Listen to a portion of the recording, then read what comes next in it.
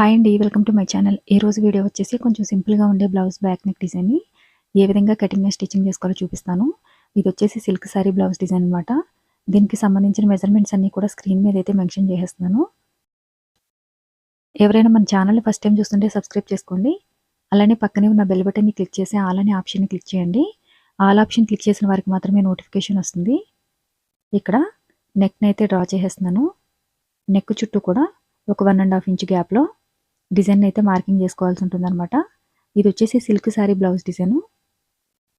Back part మొత్తం కూడా canvas పేపర్ని అయితే యూజ్ చేయాల్సి ఉంటుంది. క్లాత్ మనకి కొంచెం థిక్నెస్ తక్కువ ఉంటుంది కనుక కంపల్సరీగా బ్యాక్ పార్ట్ మొత్తం కూడా క్యాన్వాస్ పేపర్ని అయితే యూజ్ చేయాల్సి వస్తుంది. అలానే ఫ్రంట్ పార్ట్కి అయితే క్యాన్వాస్ పేపర్ అవసరం లేదు. ఓన్లీ హ్యాండ్స్కి బ్యాక్ పార్ట్కి మాత్రమే క్యాన్వాస్ పేపర్ యూజ్ చేయాలి. ఫ్రంట్ పార్ట్కి డబుల్ లైనింగ్ స్టిచ్చింగ్ చేసుకుంటే సరిపోతుంది. ఇక్కడ నెక్ చుట్టూ కూడా మనం డిజైన్ పార్ట్ ఏదైతే కటింగ్ చేసామో ఆ డిజైన్ పార్ట్కి ఎక్స్ట్రాగా లైనింగ్ క్లాత్ని అయితే కటింగ్ చేసుకోవాల్సి ఉంటుంది. మనకి స్టిచ్చెస్ కోసం అని చెప్పేసి ఒక 1 ఇంచ్ కానీ 1½ ఇంచ్ కానీ ఎక్స్ట్రాగా లైనింగ్ క్లాత్ని అయితే కటింగ్ చేసుకోవాలి.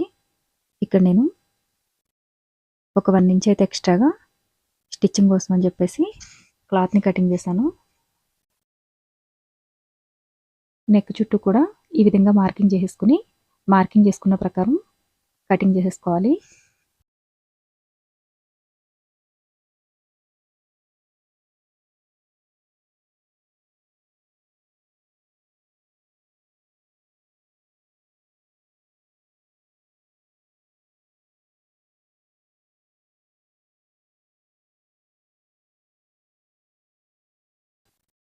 ఇప్పుడు ఈ బ్యాక్ పార్ట్ పీసెస్ అన్నింటికి కూడా క్యాన్వాస్ పేపర్ని అయితే స్టిచ్చింగ్ చేసుకోవాల్సి ఉంటుంది. చుట్టూ కూడా స్టిచెస్ వేసేసుకున్న తర్వాత ఎక్స్ట్రాగా ఉన్న క్యాన్వాస్ పేపర్ ఏదైతే ఉందో దీన్ని కటింగ్ చేసేసుకుని మెయిన్ ఫ్యాబ్రిక్ని స్టిచ్చింగ్ చేసుకోవాలి. ఇక్కడ వచ్చేసి మనం ప్యూర్ సిల్క్ శారీతో డిజైనర్ బ్లౌజ్ని అయితే స్టిచ్చింగ్ చేస్తున్నాను అనమాట. క్లాత్ అయితే కొంచెం చివరి ఎక్స్ట్రాగానే తీసుకోవాల్సి ఉంటుంది. మనకి సిల్క్ క్లాత్ కదా, ఫోల్డింగ్ చేసేటప్పుడు తక్కువ అయిపోకుండా కొంచెం ఎక్స్ట్రాగానే క్లాత్ని అయితే తీసుకున్నాను. క్లాత్ ట్రాన్స్పరెంట్గా ఉండడం వల్ల నేను పై వైపు నుంచి స్టిచెస్ అయితే వేసేస్తున్నాను. ఇప్పుడు దీన్ని అవతల వైపుకి ఫోల్డింగ్ చేసేసి కొంచెం ఈజీగా స్టిచ్చింగ్ చేసుకోవాలనుకుంటే కనుక దీన్ని ఐరన్ చేసుకుంటే మీకు ఇంకా స్టిచ్చింగ్ చేయడానికి ఈజీగా ఉంటుంది. ఇలా స్టిచ్చింగ్ చేసుకుని చుట్టూ ఎక్స్ట్రా ఉన్న క్లాత్ ఏదైతే ఉందో దీన్ని కటింగ్ చేసేయాలి. ఇలా 2 సైడ్స్ కూడా స్టిచ్చింగ్ చేసేసుకోవాలి. బిగినర్స్ కోసం సింపుల్ బ్లౌజ్ డిజైన్స్ని స్టిచ్చింగ్ చేయమని అడుగుతున్నారు కదా, దానికి సంబంధించి వీడియోస్ అయితే వేరే ఛానల్ అయితే అప్లోడ్ చేస్తున్నాను. ఆ ఛానల్కి సంబంధించిన లింక్ అయితే డిస్క్రిప్షన్లో ఇస్తాను. బిగినర్స్ ఎవరైనా సరే సింపుల్గా బ్లౌజ్ డిజైన్ని స్టిచ్చింగ్ చేసుకోవాలనుకుంటే ఆ ఛానల్ని డైలీ ఫాలో చేయడానికి ట్రై చేయండి. ఇక్కడ వచ్చేసి మెరూన్ కలర్ క్లాత్ తీసుకున్నాను. ఇది క్రాస్గా కటింగ్ చేసిన క్లాత్. దీన్ని 1 సైడ్ స్టిచ్చింగ్ చేసేసాను. ఇప్పుడు మనం ఆల్రెడీ స్టిచ్ చేసి పెట్టుకున్న ఈ 2 పీసెస్ ఏవైతే ఉన్నాయో వీటికి పైపింగ్ అయితే స్టిచ్ చేసుకోవాల్సి ఉంటుంది. ఈ పైపింగ్ వీలైనంత సన్నగా ఉండేలాగా చూసుకోవాలి. ఒకవేళ సన్నగా పైపింగ్ రావట్లేదు అనుకుంటే కనుక థ్రెడ్ పైపింగ్ని అయితే స్టిచ్చింగ్ చేయండి.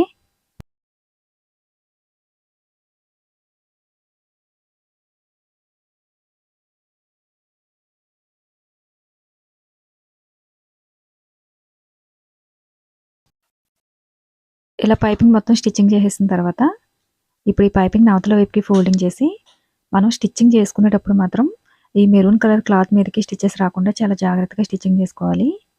అలానే పైపింగ్ని స్టిచ్చింగ్ చేసినప్పుడు ఎక్కడ కూడా కొంచెం లావుగా సన్నగా స్టిచ్చింగ్ చేసుకోకుండా ఈక్వల్గా ఉండేలాగా స్టిచ్చింగ్ చేయాలన్నమాట. లేకపోతే మనకి పైపింగ్ అనేది ఒక్కొక్క చోట సన్నగా ఒక్కొక్క చోట లావుగా అంత నీట్గా కనిపించదు. అందు గురించి పైపింగ్ని స్టిచ్చింగ్ చేసేటప్పుడు కొంచెం జాగ్రత్తగా స్టిచ్చింగ్ చేసుకోవాలి.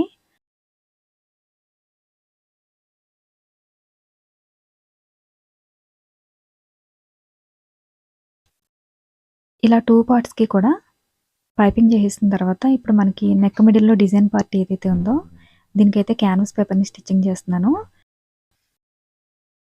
ఇలా చుట్టూ కూడా స్టిచ్ చేసిన తర్వాత ఎక్స్ట్రా ఉన్న క్యాన్వాస్ పేపర్ని కటింగ్ చేసి ఇది వచ్చేసి మనకి కంప్లీట్గా సిల్క్ క్లాత్ కనుక డిజైన్ స్టిచ్చింగ్ చేయడం కొంచెం టఫ్గానే ఉంటుంది. ఎవరైనా ఒక 2-3 టైమ్స్ అయితే సిల్క్ శారీ బ్లౌజ్ని స్టిచ్చింగ్ చేస్తే కనుక మీకు కూడా ఈజీగానే ఉంటుంది. బిగినర్స్ అయితే కనుక కొంచెం స్టిచ్చింగ్ చేసేటప్పుడు మనకి క్లాత్ అనేది కొంచెం ముడతల టైప్లో వచ్చేస్తుంది. అలా రాకుండా జాగ్రత్తగా స్టిచ్ చేసుకోవాలన్నమాట. హ్యాండ్ తోటి క్లాత్‌ని జరుపుతూ స్టిచ్చింగ్ చేసుకోవాలి. లేకపోతే మనకి ఇది ముడతలు పడిపోయినట్టుగా కొంచెం ఎయిర్ బెలూన్స్ లాగా వచ్చేస్తుంది క్లాత్ మొత్తం. అలా రాకుండా జాగ్రత్తగా క్లాత్‌ని హ్యాండ్ తోటి జరుపుకుంటూ స్టిచ్చింగ్ చేసుకోవాలి. ఇప్పుడు ఈ క్లాత్‌ని అవతల వైపుకి ఫోల్డింగ్ చేసి నెక్ చుట్టూ మనకి క్లాత్ కొంచెం ఫ్రీగా మూవ్ అవ్వాలి కదా స్టిచ్చింగ్ చేసేటప్పుడు. అందు గురించి అక్కడక్కడ చిన్నగా కటింగ్ చేసుకొని ఇప్పుడు ఈ క్లాత్‌ని అవతల వైపుకి ఫోల్డింగ్ చేసేసి బిగినర్స్ అయితే ఒకసారి ఐరన్ చేసుకోండి. ఐరన్ చేసుకుంటే మీకు స్టిచ్చింగ్ చేయడానికి ఇంకా ఈజీగా ఉంటుంది. ఇలా ఇప్పుడు నెక్ చుట్టూ కూడా స్టిచెస్ వేసేసుకుందాం. మన ఛానల్‌లో ఓన్లీ బ్యాక్ నెక్ డిజైన్సే కాదండి. బ్లౌజ్ స్లీవ్ డిజైన్స్ అలానే ఫ్యాబ్రిక్ హ్యాంగింగ్స్‌ని ఏ విధంగా స్టిచ్చింగ్ చేయాలో కూడా చూపించడం జరుగుతుంది. ఎవరికైనా ఇంట్రెస్ట్ ఉంటే గనక మీరు ఛానల్ ప్లేలిస్ట్‌లోనికి వెళ్లి చెక్ చేసుకుంటే గనక బ్లౌజ్ డిజైన్‌తో పాటు స్లీవ్ డిజైన్ కూడా కలిపి థంబ్‌నెయిల్‌లో మెన్షన్ చేసి కనిపిస్తుంది మీకు. ఏ డిజైన్‌కి ఏ స్లీవ్ డిజైన్ స్టిచ్చింగ్ చేసుకోవాలని కన్‌ఫ్యూజ్ ఏం లేకుండా క్లియర్‌గా నేను థంబ్‌నెయిల్ మీదే మెన్షన్ చేశాను. అలానే చాలామంది కామెంట్స్‌లో అడుగుతున్నారు కదా! మీరు స్టిచ్చింగ్ చార్జెస్ ఎంత తీసుకుంటారని చెప్పేసి. ఈ స్టిచ్చింగ్ చార్జెస్ వచ్చేసి మీకు నేను ఆల్రెడీ వీడియోస్ అయితే అప్‌లోడ్ చేశానండి. థంబ్‌నెయిల్ మీదే క్లియర్‌గా కాస్ట్ మెన్షన్ చేసేసి మీకు నెక్ డిజైన్స్ మీదే కాస్ట్ మెన్షన్ చేసి కనిపిస్తుంది. ఆ వీడియోస్‌ని అయితే క్లిక్ చేశారంటే గనక మీకు కన్‌ఫ్యూజ్ లేకుండా ఏ బ్లౌజ్ డిజైన్‌కి ఎంత స్టిచ్చింగ్ చార్జెస్ తీసుకోవాలని చెప్పేసి ఒక ఐడియా అయితే వస్తుంది. ఇంట్రెస్ట్ ఉంటే గనక ఒకసారి ఛానల్ ప్లేలిస్ట్‌లోకి వెళ్లి చెక్ చేసుకోండి. అలానే ఈ వీడియోస్ అయితే వీక్లీ అయితే అప్‌లోడ్ చేయనండి. 1 మంత్‌కి ఒక్కొక్క వీడియో అయితే అప్‌లోడ్ చేస్తున్నాను. మీరు ఒకవేళ పాత వీడియోస్‌కి కాస్ట్ ఎంత అని చెప్పేసి ఏమైనా డౌట్స్ ఉంటే గనక ఒకసారి మీరు ఛానల్ ప్లేలిస్ట్‌లోకి వెళ్లి చెక్ చేసుకొని వీడియోస్ అయితే చూస్తే మీకు క్లియర్‌గా అర్థమవుతుంది. అలానే ఫ్యాబ్రిక్‌తో కూడా చాలా బ్యూటిఫుల్ బ్లౌజ్ హ్యాంగింగ్స్‌ని ఏ విధంగా కటింగ్ అండ్ స్టిచ్చింగ్ చేసుకోవాలో కూడా చూపించడం జరిగింది. వాటిని కూడా ప్లేలిస్ట్‌లో చెక్ చేసుకోండి. బ్లౌజ్ హ్యాంగింగ్స్ అని చెప్పేసి కనిపిస్తుంది ప్లేలిస్టు. దానిలో అయితే మీకు ఫ్యాబ్రిక్‌తో ఎంత మంచి మంచి డిజైన్స్‌ని అయితే స్టిచ్చింగ్ చేసుకోవాలో చూపించడం జరిగిందనమాట. ఇప్పుడు నెక్ చుట్టూ కూడా పైపింగ్ చేసేస్తున్నాను. ఈ పైపింగ్ మొత్తం కూడా మనకి క్లాత్ కొంచెం నెక్ చుట్టూ తిరిగేటప్పుడు కొంచెం ఫ్రీగా మూవ్ అవ్వడం కోసం అని చెప్పేసి చిన్నగా కటింగ్ అయితే చేశాను. మనం హెమ్మింగ్ చేసుకున్నప్పుడు ఈ కటింగ్స్ మొత్తం కూడా కనిపించకుండా నీట్‌గా హెమ్మింగ్ చేసేసుకోవాల్సి ఉంటుంది. ఇలా చివర ఉన్న క్లాత్‌ని అయితే కటింగ్ చేసేసి ఇప్పుడు ఒక 3 ఇంచెస్ లెంగ్త్ విడ్త్ ఉన్న క్లాత్‌ని తీసేసుకొని స్క్రీన్‌లో చూపించిన విధంగా ఫోల్డింగ్ చేసేసి ఇలా స్టిచెస్ పెట్టుకోవాలనమాట డిజైన్ కోసం అని చెప్పేసి. కంప్లీట్‌గా మనకి నెక్ చుట్టూ ఎన్ని పీసెస్ అయితే అవసరం అవుతాయో అన్నింటిని కూడా ఈ విధంగా స్టిచ్చింగ్ చేసేసుకోవాలి. వీటి మిడిల్‌లో డిజైన్ కోసం అని చెప్పేసి నేను కొంచెం లావుగా ఉన్న డోరీ థ్రెడ్ అయితే తీసుకున్నానండి. మీకు కొంచెం లావుగా ఉన్న డోరీ థ్రెడ్‌ని తీసుకుంటే గనక డిజైన్ కోసం చాలా బావుంటుంది. ఇది కూడా మనకి ఒక 3 ఇంచెస్ పొడవులో అయితే పీసెస్ అన్నింటిని కటింగ్ చేసేసుకోవాలి. డోరీ థ్రెడ్ పీసెస్ అన్నింటిని కూడా. మనం స్టిచ్చింగ్ చేసుకుంటున్న బ్లౌజ్‌కి మ్యాచ్ అయ్యే విధంగా డోరీ థ్రెడ్‌నయితే తీసుకోవాల్సి ఉంటుంది. ఈ పీసెస్ అన్నింటిని కూడా ఇప్పుడు ఈ డిజైన్‌లో పెట్టేసి స్టిచ్ చేసుకోవాలనమాట. వీటి మిడిల్‌లో మనకి మీడియం సైజ్‌లో ఉన్న లేదంటే కొంచెం బిగ్ సైజ్‌లో ఉన్న బీడ్స్ పెట్టేలాగైతే చూసుకోవాలి.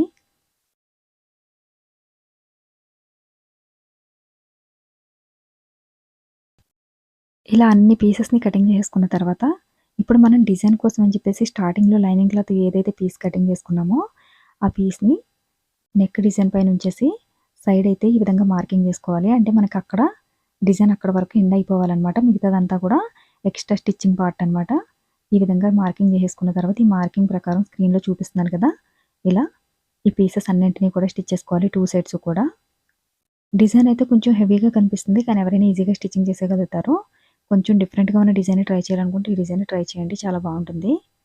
అలానే దీనికోసం క్లాత్ కూడా పెద్ద ఎక్కువగా ఏమి అవసరం ఉండదు. 1.25 మీటర్ అయితే సరిపోతుంది. మనకి బ్లౌజ్ మొత్తానికి వచ్చేసి 1 మీటర్ క్లాత్ వస్తుంది కదా! దానికి ఒక పావు మీటర్ ఎక్స్ట్రాగా క్లాత్‌ని తీసుకుంటే మీకు పైపింగ్‌కి అలానే ఈ పీసెస్ అన్నిటికి కూడా ఈజీగా సరిపోతుంది.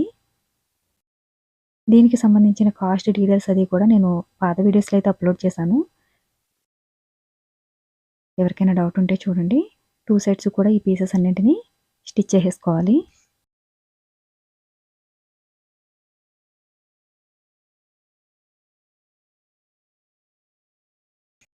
ఇప్పుడు మనం ఆల్రెడీ స్టిచ్ చేసి పెట్టుకున్న సైడ్ పార్ట్ ఏదైతే ఉందో వీటి రెండింటిని కూడా స్టిచ్చింగ్ చేసేసుకోవాలి. ఇలా కంప్లీట్‌గా స్టిచ్ చేసేసిన తర్వాత మనకి ఎక్స్ట్రా ఏమైనా క్లాత్ మిగిలినట్టు అనిపిస్తే షోల్డర్ దగ్గర మీరు ఆ క్లాత్‌ని అయితే కటింగ్ చేసేయండి.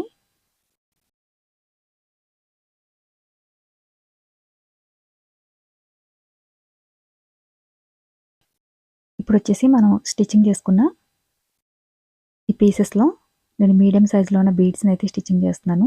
మీరు కావాలనుకుంటే ఇంకా కొంచెం పెద్ద సైజ్ బీడ్స్‌ని స్టిచ్చింగ్ చేసుకున్నా సరే బానే ఉంటుంది. వీడియో నచ్చితే లైక్ చేయండి, షేర్ చేయండి. Thanks for watching.